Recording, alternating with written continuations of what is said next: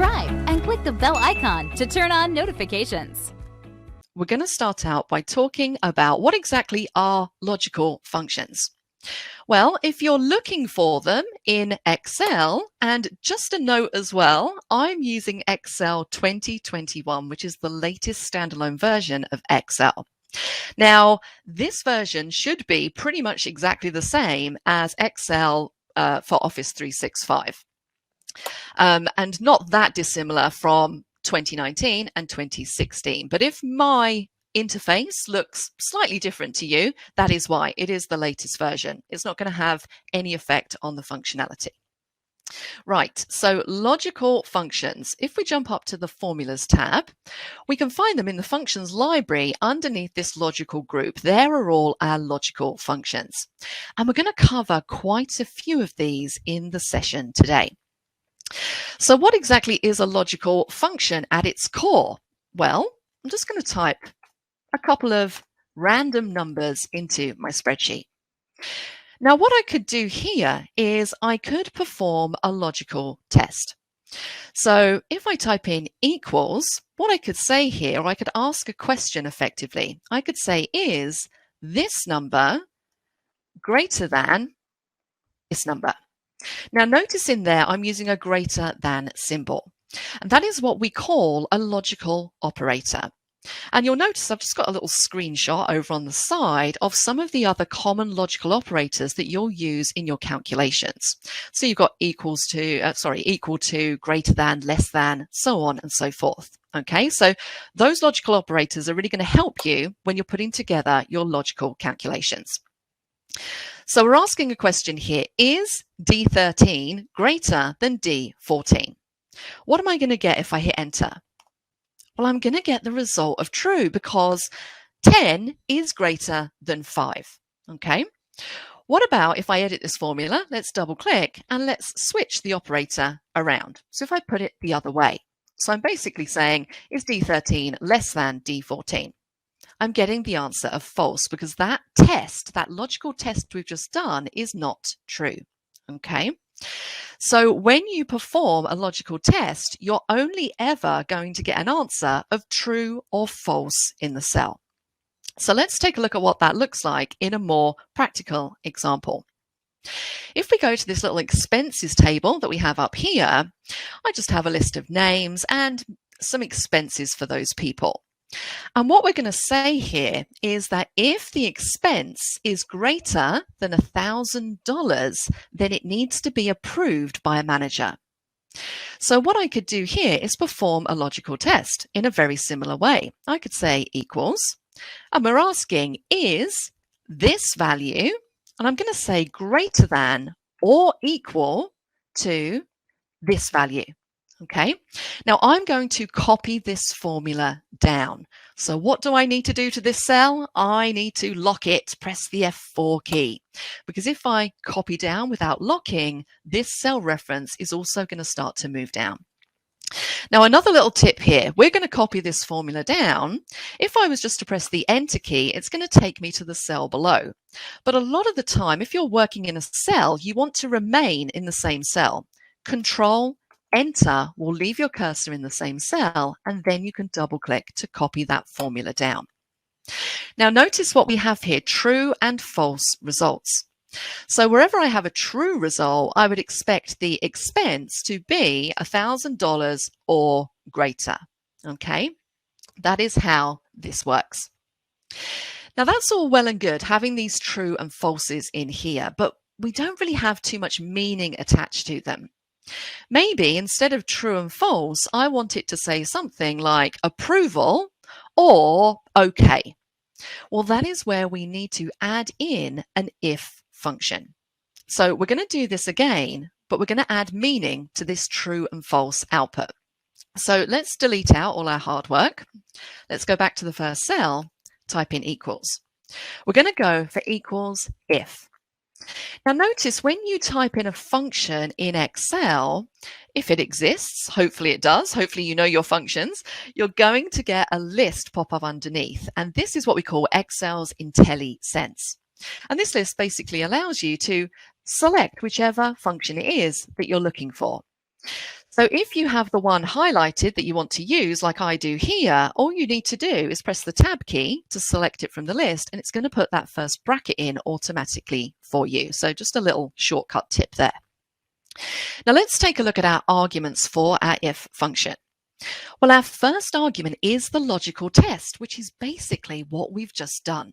So this is really straightforward. Our logical test is this number greater than or equal to this number? Remember, F4 to lock that cell. That's our logical test. If I press comma, we can now assign meaning to the true and false values.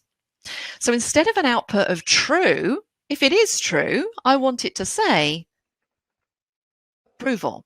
And remember, text always has to go in those quote marks. If it's false, I just want it to say okay. All right, and close the bracket. That is our first if statement. How easy is that when you break it down? Control Enter to stay in that same cell. Now, another way that you can copy formulas down, instead of double clicking to copy it down, you could highlight all of your cells, Control D to copy that formula down. Okay, another useful little keyboard shortcut. So now, because we've assigned meaning, this is a lot easier to understand. And that's basically all an if does. It assigns meaning to the true and false output of a logical test. Okay, so that is our basic if. Hopefully, everyone's got their head around that. Just to note also, I'm on my own on the webinar today, so I can't monitor the chat panel. I can hear a little ping coming in, which means people are asking questions. So unfortunately, I can't switch to see your questions in the middle of the webinar. So write your question down. I'll leave a few minutes at the end to go through them with you. All right, let's jump across to some more complex examples. So this first little table at the top, we're going to do another example of if, and then we're going to add some complexity to it. So this time I have a little table that has some product names. I have the weight in kilograms of those products, and I have the price for each of those products. Oh, sorry, that's if example 2. I was thinking, have we got there already? There's another one at the top before that. Sorry, I forgot to scroll up. Let's start from the beginning. So I have a list of names in here, and these might be student names, and I have their scores that they've achieved in a test. And then we can see over here, the pass mark for this test is 85. So I want to use an if statement to test if this score that they've achieved is greater than or equal to the pass mark. If it is, I want a result of pass. If it's not, I want a result of fail. So let's practice our if. Equals if. Remember, press Tab key to select. Our logical test is this number greater than or equal to this number over here. Remember, if you're copying down, need to lock that cell. Well, if that is true, then yes, they've passed. Lucky them. Oops, let's put a capital there. If it's not, then unfortunately, they have failed. Use the bracket, Control Enter to stay in that same cell, copy down or select the cells and press Control D. Okay, again, another very straightforward if statement. All right, nice and simple. Let's add a bit of complexity into this if and get our if to perform a calculation. So again, we have similar data. We have our products listed in column A. We have the weight of those products, and then we have the price. And what we want to do here is we want to work out the shipping fee for these products. And what we're saying here is that if the weight is greater than or equal to 30, then the shipping fee is going to be 20% of the price of the item. So a little bit more complexity here. How do we do it? Well, equals if, Tab key to select, what is our logical test? This is the easy part. So our logical test is if the weight is greater than or equal to 30, and again, we need to lock that value in place, comma. What do we want it to do if that is true? Well, if that is true, I want Excel to work out 20% of the price because that's going to be the shipping fee. So we can add a calculation here instead of just text. So I'm going to say if it's true, I want you to do C14 multiplied by 20%. And again, I need to press F4 to lock that in.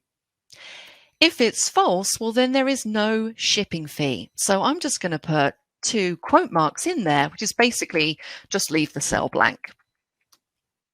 Close the bracket, Control, Enter. The first one is blank, but if I copy this down, I should find that the only 2 where I have shipping fees are where the weight is 30 kilograms or more. And I can see that yes, that is correct. And where that is true, this value here is 20% of the price. Okay, so if you just look at that formula in the formula bar, we've just added a calculation for the true argument. All right, so ifs can get quite complex and become really useful. So now that we've got our head around that, we kind of know what we're doing here with if. Let's move down and introduce a couple more logical functions. And we're going to start out with the AND logical function. Now, what this does is it basically says you can basically perform 2 logical tests. So if we take a look at our data, I've got my student names. And again, let's say that they've just taken some tests. We've got the score that they've achieved in test 1 and the score that they've achieved in test 2. And then over here, we have the pass marks for test 1 and test 2. Now, what I want to say here is if they've scored above the pass mark in the first test and the second test, they get a result of pass. If they haven't, they're going to get a result of fail. So even if they've passed one test but not the other, the result's going to be fail because both logical tests have to be true to receive a pass. Okay, so let's take a look at this using the AND function. Again, I'm going to press the Tab key to select. Our first argument is logical test number 1.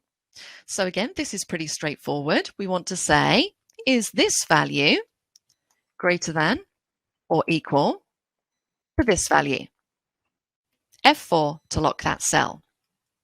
Comma. We can now provide logical test number 2. So is this value greater than or equal to this value? F4 to lock those cells. And we close off our bracket. So both of these have to be true, okay? So if I hit Enter or Control Enter and then copy this down, those are my results. Now notice I'm getting true or false because in order to assign meaning, what do we need to do? We need to use if. So what I could do here, instead of true or false, I want to see pass or fail. So if we go back and edit our first formula where we have our AND, that's perfectly fine. That is our logical test. But if I want to add meaning, I can just wrap it in an if statement. So I'm going to type in if, open bracket. Logical test is our first argument. Well, the logical test is what we have or what the AND formula is generating. So this is our logical test. So all we need to do is click at the end and then provide what we want it to say if it's true and what we want it to say if it's false. So if both of these are true, they get a pass. If one or both of them are false, they get a fail. Okay, and close the bracket. Control, Enter. And then we can copy that down. All right. So again, we've added a little bit of complexity. Have a little review in the formula bar up here. We started with our logical function to get our true or false, and then we wrapped it in an if to give it more meaning. And sometimes I find, particularly when I was learning how to do this, sometimes instead of starting out typing the if into a cell, I always like to start out doing the and, reviewing it, and then wrapping it in an if. I just find that a bit easier to understand when I was learning. So let's do the opposite of that, because aside from and, we also have a function called or. Now this basically says, only one of these has to be correct, not both of them, to get a result of pass. So score 1 or score 2 has to be higher than the pass mark. And we do this in exactly the same way. So I'm going to start out with OR again. Let's press tab. Logical 1, is this greater than or equal to this? F4 to lock that in place. Or is this greater than or equal to this? F4. Let's close the bracket. Control Enter. Let's just check that we're on the right track. I'm going to double click to copy that down. Pretty much everything here is true except the last one. I don't like those true or falses. Let's add some meaning. What do? We clickety-click and we add if in there. Okay, if there is our logical test being generated by the OR, we add pass on the end and fail.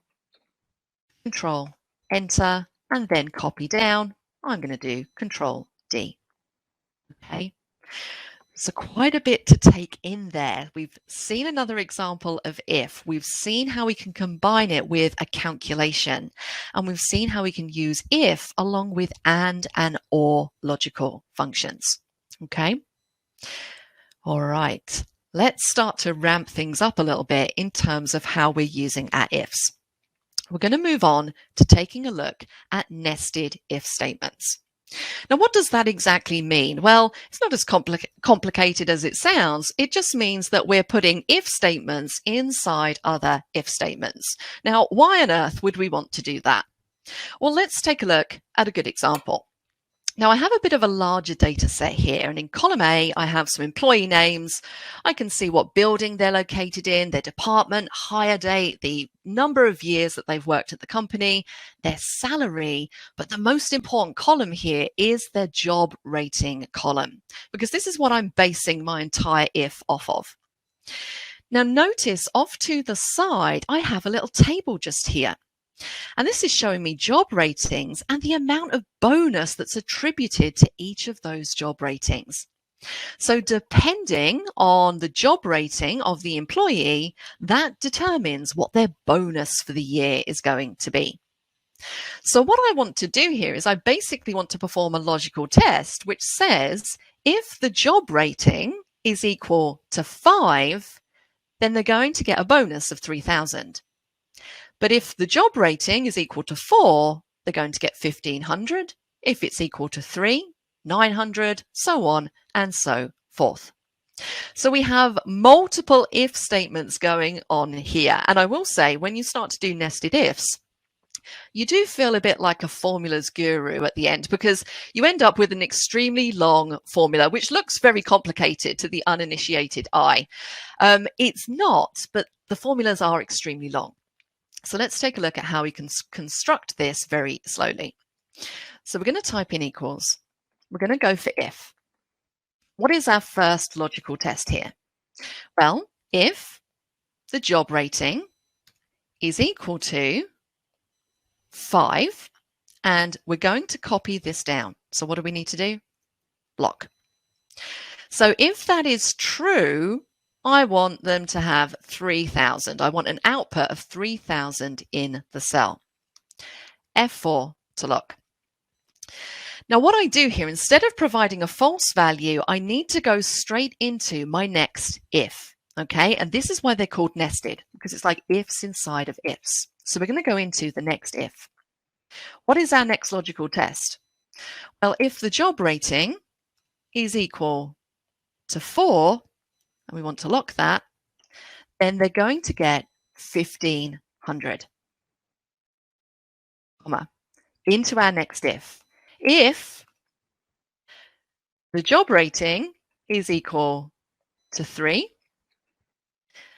then they're going to get 900, comma, and we carry on going. If the job rating is equal to 2, then they're going to get 100. And then finally, if the job rating is equal to 1, then they're not going to get anything, unfortunately. Okay, and then value if false right at the end. So value if false, I'm just going to put a 0 on the end there. Take a look at how long that is. But that is nested ifs in a nutshell. It's just ifs inside other ifs.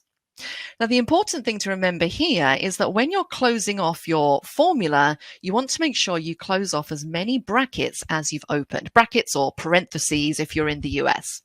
Now, I think I have 5. Let's go. 1, 2, 3, 4, 5 on the end. The good thing with Excel is that if you don't put enough brackets on the end, it will prompt you to add more, and it will add them automatically for you. Control, Enter. Now, I would expect to have that with a job rating of 1. So let's double click to copy down and take a look. And there we go. I now have all of my outputs in there. All right. But take a look at that long formula. As I said, you do feel like a bit like an Excel guru once you've finished, because it does look very impressive. So that is nested ifs in a nutshell. Now, I could make this a lot simpler. Maybe I just wanted to have bonus or no bonus in this column. So maybe I want my if statement to look at my table and say anything that has a job rating of 2 or above is going to get a bonus. Anything 2 or below, there's going to be no bonus. So I could do this in a slightly different way. So let's delete this out. Another little keyboard shortcut, if you want to select all of the cells in a column, Control, Shift, down arrow. I'm going to delete. So what would this if statement look like? Well, we could do equals if. We could say if the job rating is greater than or equal to 2, I'm going to lock that. If that's true, then they're going to get a bonus. If that's false, then they're not going to get a bonus. And hit enter. So quite simple. Let's double click to copy that down. And there we go. So a bit of an alternative method there. All right. Hopefully you're getting the idea as to how these ifs work. Let's move across now. This is a very, oops, I've still got my data in there from earlier. Excuse me, little behind the scenes glimpse there. Let's take a look at how we would make this very slightly simpler. So we've seen how we can do nested ifs. We've seen the length of the formula there. Is there a way that we can make this shorter? Well, there is a way that you can make it slightly shorter, and that is by using one of the, I say newer, it's been out for quite a few years now, the IFS function. Not to be confused with ifs, IFS this is. And this is here to make your if statements or your nested ifs slightly shorter when you type them out. I will say it's not that much different, but it is an option. So let's take a look at it. I'm not going to go through all of these like we did last time, but let's just see how this works. So for this one, we're going to use IFS, press the tab key. Logical test number 1. So again, we're going for the job rating. Is the job rating equal to 5? Close the bracket, comma. Value if true. Well, if that is true, they're going to get a bonus of 3,000. Comma. Now, notice here it goes straight on to logical test 2. This is the difference. I don't have to type in another if statement when I'm using IFS. I can just go straight into the next logical test. So it is very slightly shorter. So if I say the next logical test is the job rating, if the job rating is equal to 4, then we want the result to be 1,500. Comma, I can go straight into the next logical test without adding the if. All right, so you would carry on going. It does make it very slightly shorter, but not really a great deal, in my opinion. Let's carry on going through. So I'm just going to do the first 3 there.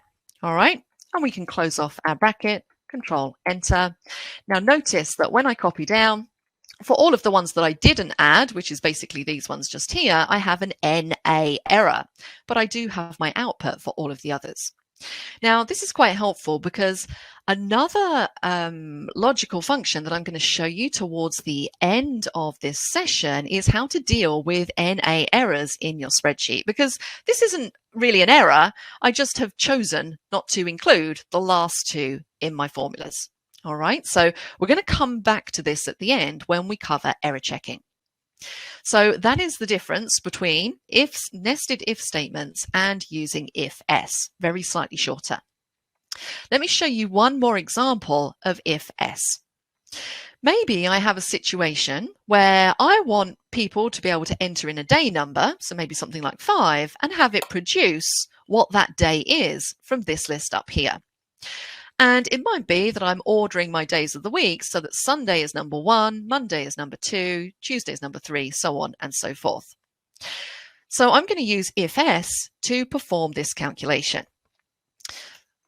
I'm going to type in if-s, logical test number 1. Well, what is our logical test here?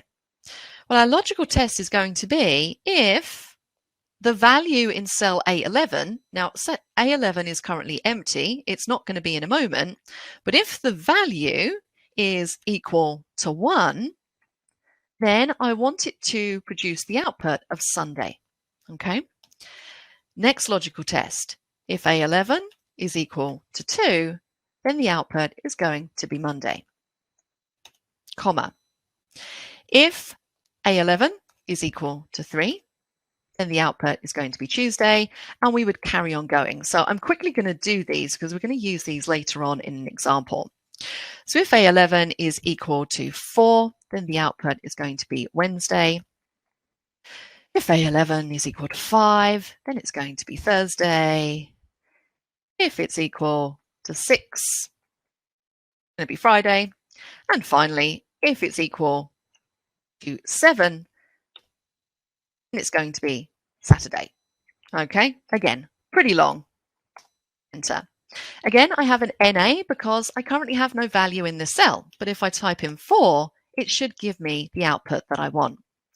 If I type in 1, again, I get the correct output. If I type in a number that isn't accounted for, I'm going to get an NA. Well, it might be if you're using this kind of thing in a spreadsheet, and obviously this can apply in lots of different situations, not necessarily days of the week, you might want to make this a little bit more meaningful for your users by saying to them something like, please enter in a number 1 to 7. So they kind of have an idea as to where they've gone wrong. And that's exactly what I'm going to show you at the end when we talk about error checking in cells and how we can add it in. So I'm going to leave this with an NA right there. Let's move on to COUNTIF, SUMIF, and also COUNTIFs, plural, SUMIFs as well. Because we're talking about 4 different functions just here. Now, COUNTIF and SUMIF in their singular form were the original functions in Excel. And then COUNTIFs and SUMIFs, plural, were introduced at a bit of a later date.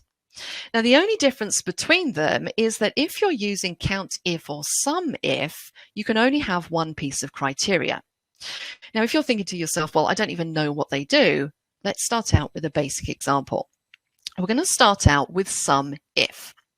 Now, basically, this is a logical formula which allows you to specify criteria.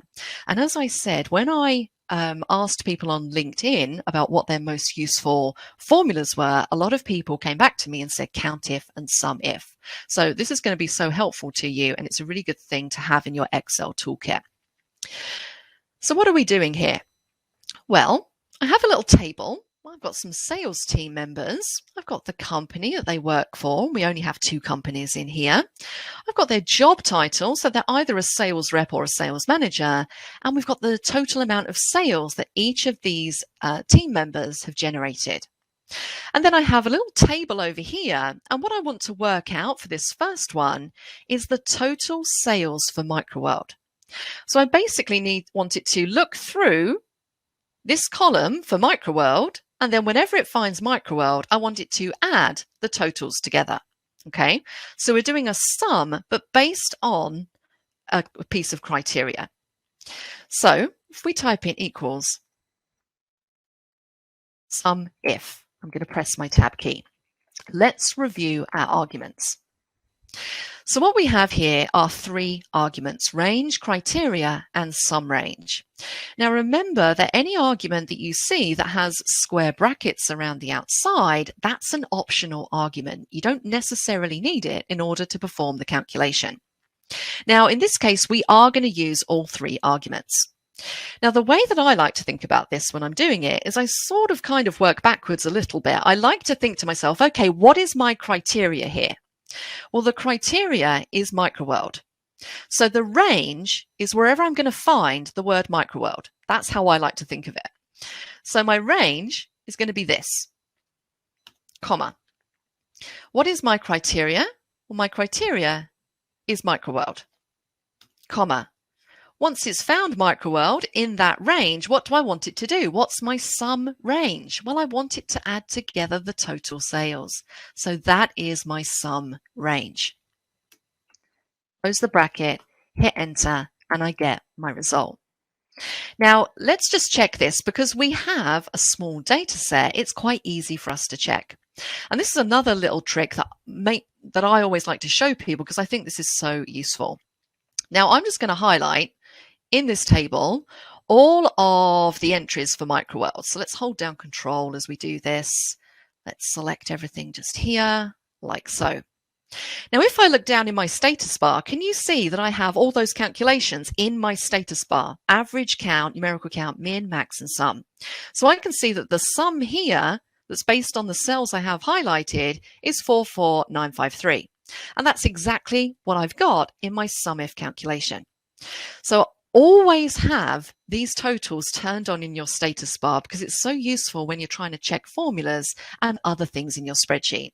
If you're not sure how to turn those on, it's a very simple case of right-clicking in the status bar and then making sure you have ticks next to these items just here. Okay, that's going to show the information for you. So that is how we perform a SUMIF. Now notice there we only had one piece of criteria, which is why we use SUMIF. For the next one, we have two pieces of criteria. Now I can't use SUMIF when I have two pieces of criteria. So that is where the SUMIFS function comes in. Now we're not going to do that right at the moment. We're going to do that in a minute. I want to go through the other singular versions first of all. Let's do a COUNTIF this time. So this time I want to count the total number of employees at Computech. Again, I just have one piece of criteria. So this time equals COUNTIF, singular. We have two arguments, range and criteria. Again, I like to work backwards. What is my criteria? Well, it's Computech. Where am I going to find it? I'm going to find it in the company range. Comma, my criteria, Computech. Close the bracket, hit enter, nice and simple. 6 employees at Computech. And of course, we also have an average if formula as well. So let's just finish off the set. Let's do, what am I spelling just here? There we go.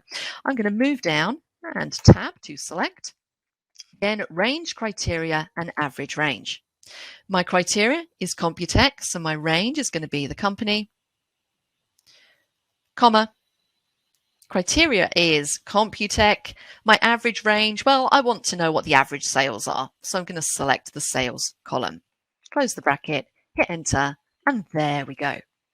Okay, so 3 examples there of how we can use criteria with sum, count, and average. Extremely useful formulas.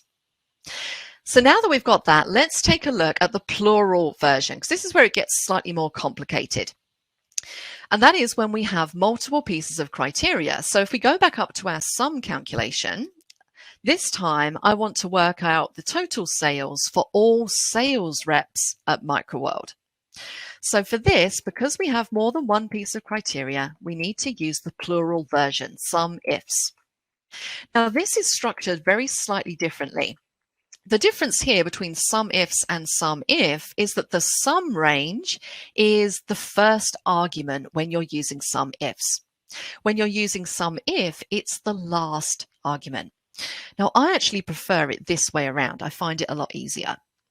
So what is our sum range? Well, our sum range is the total sales. Nice and straightforward. Criteria range number 1. So my first piece of criteria is microworld. So my first criteria range is the company range. What is criteria 1? It's microworld, comma. Then we move straight on to criteria number 2. So my second piece of criteria is sales rep. So my criteria range is the job title range. And within that range, we're looking for sales rep. Okay. Close off the bracket, hit enter, and we get our result. Okay. A little bit more complex, but still fairly straightforward to put together. Let's now add in another piece of criteria. So this time we're looking for the total sales for all sales reps at Microworld with more than 7,000 in sales. So we're going to go for sum ifs again. What is our sum range? Well, we're still working with the total sales. Criteria range 1. Well, our first piece of criteria is Microworld, so we're going to find it in here. Criteria is Microworld. Criteria range number 2, well, that's going to be the job title range. And our criteria is sales rep. Now, criteria 3, what is our criteria 3 range? Well, our criteria 3 range is going to be total sales again, because we're only looking for sales that are greater than 7,000. Now, here you could hard code that in. If you wanted to, you could hard code in 7,000. In general, I always advise against hard coding things into formulas, simply because if you need to update anything, it's a lot easier just to change the cell as opposed to having to go through all the formulas and change whatever it is that you've hard coded in. So let's select H8, close the bracket, hit enter, and we get our result. Really nice and straightforward. Let's quickly finish off the other ones that we have here. So COUNTIFs. Again, this is the plural version.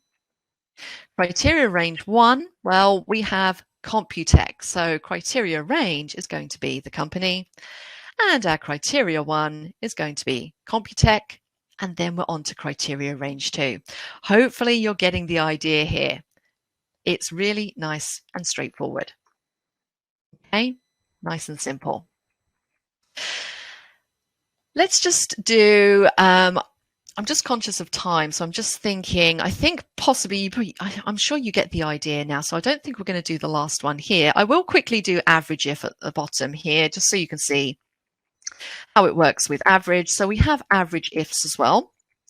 Have I selected that? No, there we go. That's correct. Again, average range. So I want to work out the average of the total sales. So that's the range. Criteria range number 1. Well, that is the company range. This is the criteria, Computec. Criteria range 2 is the job title range. Criteria is sales rep. Close the bracket, hit enter, and we get our average. Okay. These formulas are, I cannot stress this enough, so useful in so many types of different situations. So if there was one thing that I practice a lot from this webinar, it would be these, because you're going to find that they come up time and time again. All right, hopefully people's brains aren't fried. If you're typing into the chat panel, I can't see anything you're typing. So again, if you do have any questions about anything that we're covering, make a note of them, and then I'm going to leave 5 minutes at the end of the session just to go through some of them. All right, let's move on to our final couple of examples. So I want to move on to talking about error checking using logical functions. Because in Excel, we have 2 error checking functions, which are part of the logical functions group, that can really help us when we have errors in our cells. For example, this is a copy of our nested ifs that we were doing earlier. And if you remember, in some of these cells, we have NA. Now, that isn't particularly an error. It just means that what I haven't done is I just haven't included the last 2 job ratings in the formula. So wherever I have a job rating of 1 or 2 in a cell, it's giving me an NA error because it can't find the value to pull back. Now, what about if I want to change this NA to say something a bit more meaningful?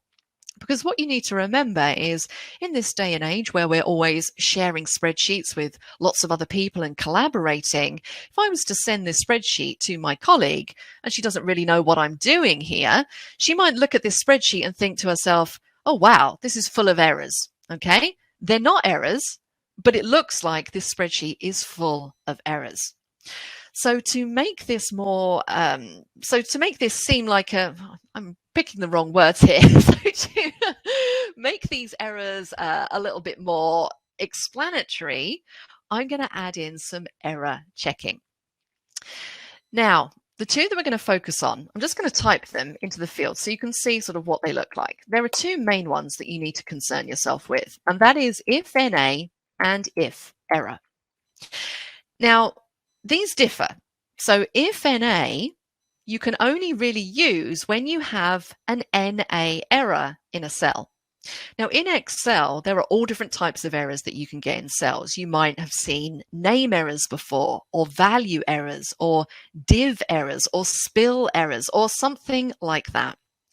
Now if I had a div error in a cell, and I tried to sort it out using IFNA, it's not going to work because IFNA will only help us with NA errors. So in this example here, I can use IFNA to help me with this. Whereas IFERROR will account for all errors. It doesn't matter what the error is if you use IFERROR. So IFERROR in many ways is a lot more flexible than IFNA is. So let's look at an example of both of these. So we're going to start out by using IFNA because we have NA errors up here. So if I want to make this a bit more meaningful so it doesn't look like I have errors everywhere, I'm going to, let's edit our formula. I'm going to do this in the formula bar so it's a bit easier to see. So let's click at the top here. So what I need to do, if I want to change this NA error to a piece of text that's more meaningful, what I can do is wrap my entire formula in an IFNA function. So I'm going to type IFNA at the beginning and open a bracket. Now with IFNA, we have two arguments. The first argument is value. The second argument is value IFNA. So the value for this cell is being generated by our IFS formula. So all we need to do is click at the end and move on to our next function. Now I can tell Excel what I want it to say in the cell if it comes across an NA error. So what I want it to say in here, I just want it to say no bonus. So I'm going to put that in quote marks on the end. Hit enter. So now I can double click to copy this formula down. Now, if you're wondering why I've got little green triangles here, it's because I was playing around with this spreadsheet earlier and I was working on protection. I've unlocked all of these cells. So this error is basically telling me I have unprotected cells. So it's not an error with the formula, it's an error with the protection on the cells.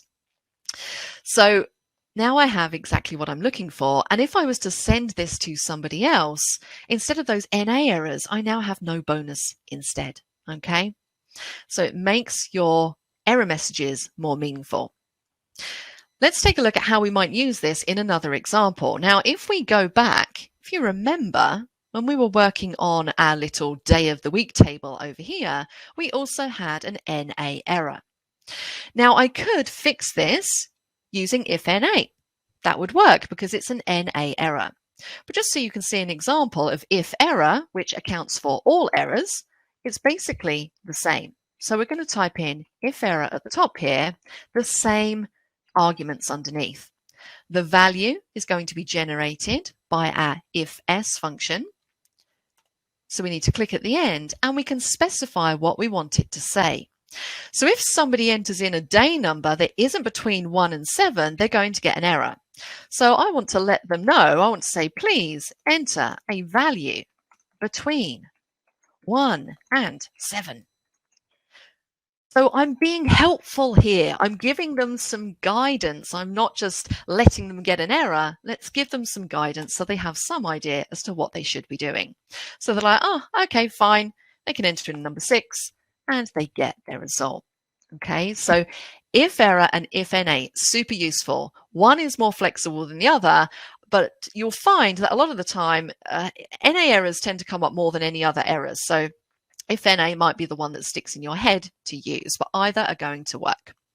If you're not a subscriber, click down below to subscribe so you get notified about similar videos we upload. To see the full course that this video came from, click over there. And click over there to see more videos from Simon Says It.